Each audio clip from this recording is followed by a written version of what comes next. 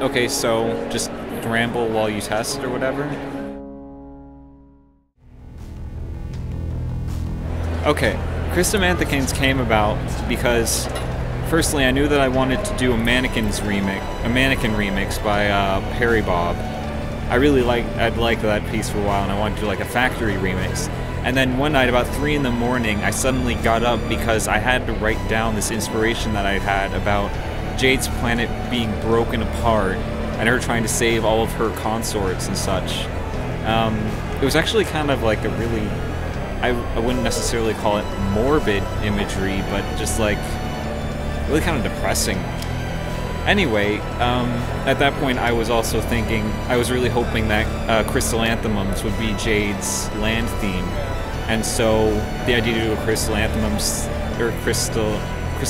I'm saying it right, remix basically came from that, and then segged into Mannequin when it would go to Dave's planet and he was doing some factory thing. I didn't really know what would actually go on story-wise, or like if he would ever use it. And then he goes and uses it for the trolls, so it's really kind of weird, I guess. That's what you get with working with Hussie. You make one thing for one person, and then he goes and uses it for someone else. Working with Hussie, it's like, I probably would interact with him a lot more if I actually interacted with him, but usually he's off working in his own thing, and you can either just post stuff and like hope he'll get to it, or send him stuff, which I know people do, and I've done once or twice. But I mean, working with him, I could go into a whole spiel about this whole thing.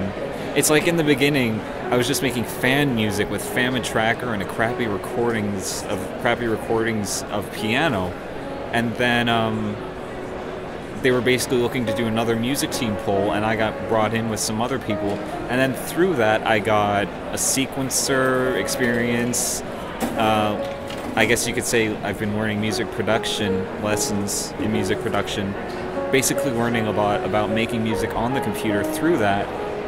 Because of that, getting more confident in my own compositions, and that combined with stuff back home has gotten to the point where I can like actually get work doing this sort of stuff, or at least arranging using the resources that I've got from MSPA. So basically, working with Andrew Hussie is pretty much made me into a much better musician altogether, I guess you could say.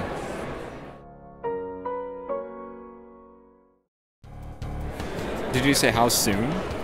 Oh god. Maybe when I get off of my butt and actually work some more at it. I know at one point I posted on Twitter, okay, here's another story. I went to a music history review, and there, the person running the review, he suddenly holds up a roll of graph paper, like huge graph paper. And he says, okay, who wants this? And I didn't even realize what it was, and when I was like, I'll take it. And then he gave it to me, and I hung up a sheet on my closet door, and then I basically used that to write out what I had planned so far, what I had already planned, what needed done, or what still needed to be done on what I had already made, and then I made a completion graph at the bottom, and then I posted a webcam picture of that on Twitter, and I was like, the leaves, they're everywhere. Right now I have like 8 tracks planned out, and I want to have something around 12. 10 at the minimum. I wouldn't really feel good putting out like a 6-song album. I mean, not to rag on Tensei or anything, because Strife is kind of amazing, but I wouldn't feel good doing that because I'm not at the level that he's at. So mine will probably be longer, really varied. I can definitely say that too, because I never seem to make things in the same genre at all. And as far as how soon, if I work at it long enough, I might have something. Not this month, I'll say that much. Not this month, probably not next month. It'll be a while.